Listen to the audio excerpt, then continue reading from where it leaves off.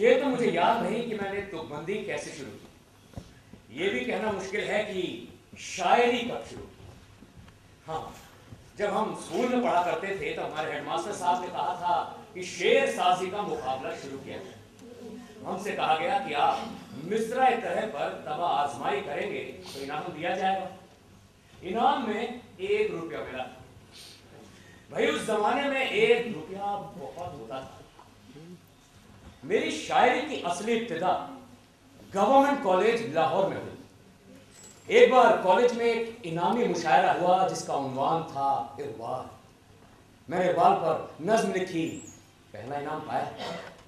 फिर एक मजलिस में अल्लामा इकबाल की मौजूदगी में मैंने वही नज्म उन्हें सुनाई और उनसे खूब दाद भी पाई और साथ में उन्होंने मुझे ये दिया। 1938 में मैंने वही नज्म अल्लामा इकबाल के इंतकाल के बाद एक ताज़ियती जलसे में तरमीम के साथ सुनाई। आया हमारे देश में एक खुशनवा फकीर, आया और अपनी धुन में गजल ख्वां गुजर गया। सुनसान राह खल्क से आबाद हो गई, वीरान में कदों का नसीबा संवर गया। थी चंद ही निगाहें जो उस तक पहुंच सकी, थी चंद ही निगाहें जो उस तक पहुंच सकी, पर उसका गीत सबके दिलों में उतर गया, पर उसका गीत सबके दिलों में उतर गया, पर उसका गीत सबके दिलों में उतर गया। वो सियासी उथल पुथल का दौर था। पहली आलमी जंग खत्म हो चुकी थी। हिंदुस्तान में कई कौमी मूवमेंट जारी हो चुके थे। कांग्रेस के मूवमेंट में हिंदू, मुसलमान, सिख तीनों ही कौमें बढ़ चढ़कर हिस्सा ले रही थी। सियालकोट जैसे छोटे से शहर में जब महात्मा गांधी, मोतीलाल नेहरू या सिख रहनुमा आते तब पूरा शहर उनके इस्तकबाल में सजाया जाता। उससे पहले रूस में अक्टूबर इंकलाब हो चुका था और यह खबर सियालकोट जैसे छोटे शहर तक पहुंच चुकी थी कि लेनिन नाम के एक शख्स ने वहां के बादशाह का तख्ता पलट दिया था और तमाम दौलत मजदूरों के नाम कर दी थी। मेरी इश्किया शायरी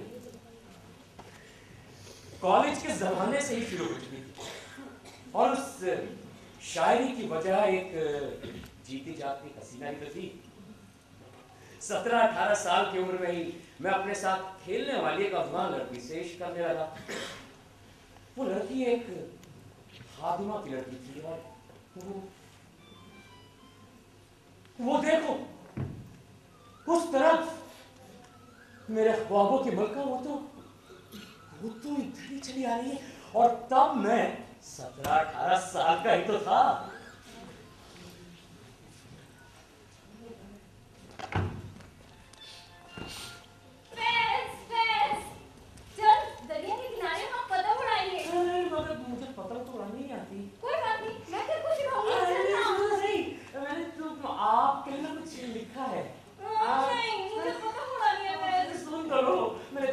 किताबों को पढ़ रख के आपके लिए कुछ लिखा है, इजाजत हो तो सुना। रात यूं दिल में तेरी खोई हुई याद आई, जैसे वीराने में चुपके से बहार आ जाए, जैसे सहराओं में होने से चले बादे नसीम नसीम नसीम, जैसे बीमार को बेवजह ही करार आ जाएगा। हाय अल्लाह, अच्छा ये तो बता दीजिए कि नज़्म कैसे लिखी। कुछ ही दिनों बाद उस लड़की का खानदान सियालकोट को छोड़कर लायलपुर के करीब गांव में जा बसा। मेरी एक बहन की तो उसी गांव में शादी हुई थी। जब मैं अपनी बहन से मिलने गया तब मैं उस लड़की के घर भी गया था। वो लड़की तो पर्दा करने लग गई थी। एक सुबह उस लड़की को मैंने तोते को कुछ खिलाते हुए देखा। या अल्लाह, वो तो बहुत ही खूबसूरत लग रही थी। और फिर हम दोनों की नजरें मिली और फिर हम दोनों एक दूसरे के मोहब्बत में गिरफ्तार हो गए। और फिर जैसा कि होता आया है, हम छुप छुप के मिलने लगे और उसके बाद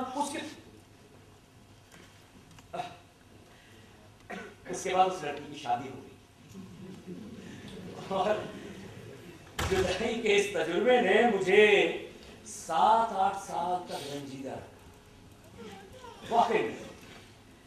वाकई में वो दर्द बड़ा गहरा था और उस दर्द ने मुझे जिंदगी भर के लिए मालामाल कर दिया।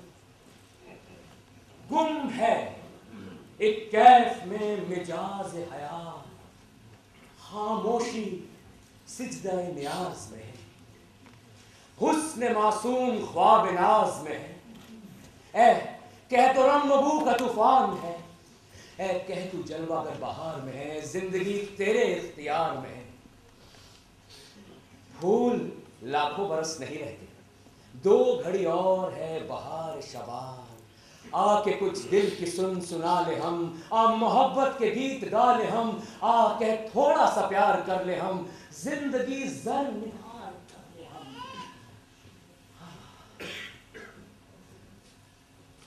जलियांवाला बाग कत्लेआम के बाद इंतहा पसंदों के मूवमेंट शुरू हो चुके थे।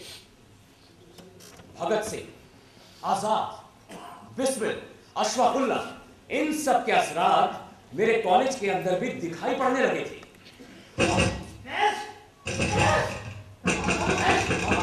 कौन?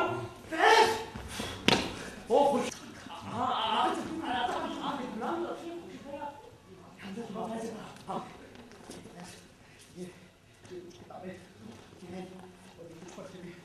ध्यान से रखो, भी मुनासिब नहीं हो तुमसे फोन करता हूं। खुर्शीद भाई, आप ये तो बताने चाहिए आप जा कहाँ रहे हैं?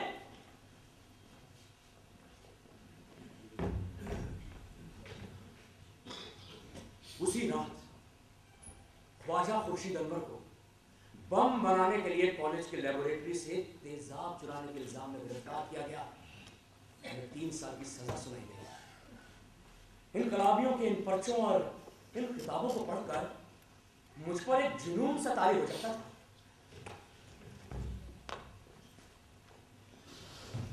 लाहौर से अपनी पढ़ाई पूरी करने के बाद फैज अमृतसर चले आए।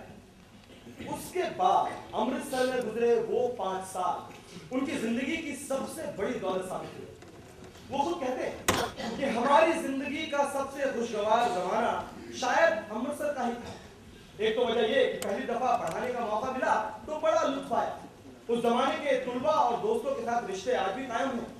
उसी जमाने में पहली दफा संजीदगी के साथ शेर कहना शुरू किया और अमृतसर शहर में ही पहली बार सियासत में थोड़ी बहुत बसीरत अपने रुतबा की वजह से पैदा हुई। एक और बात जो फैज ने नहीं कही वो है एलिस जॉर्ज के साथ उनकी मुलाकात। एलिस को अपनी शरीक हयात बनाने की बुनियाद भी अमृतसर में ही पड़ी थी। जी हाँ जनाब, ये अमृतसर शहर ही था जहां से फैज का रुझान कम्युनिज्म और तरक्की पसंदी की तरफ माइल हुआ। और इसका चेहरा बनता है डॉक्टर रशीद जहां, डॉक्टर तासीर, साहबजादा महमूद जफर और सज्जाद जहीर के सर।